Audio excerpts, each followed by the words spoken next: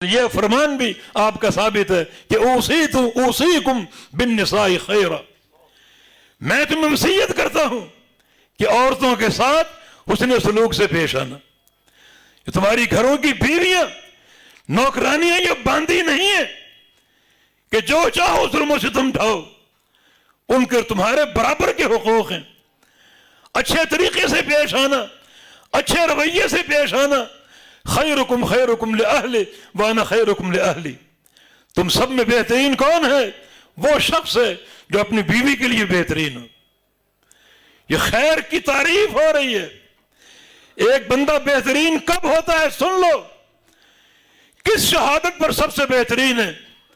وہ گواہی جو گھر سے آئے، گھر سے گواہی آئے کہ ہمارا شوہر بہت ہی بہترین، بہت ہی نیک، صالح، صاحب اخلاق ہے۔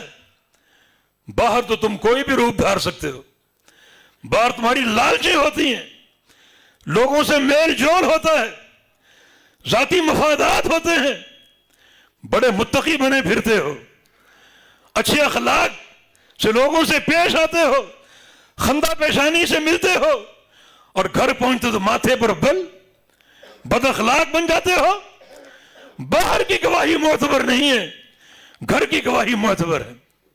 کان رسول اللہ صلی اللہ علیہ وسلم فی محنت اہلہ، اللہ کے پیارے پیغمبر اکرم الخلائق، تمام اولاد آدم کے سردار، مگر جب گھر میں ہوتے تو اپنے گھر والوں کا ہاتھ بٹایا کرتے تھے، گھر والوں کی خدمت کیا کرتے تھے۔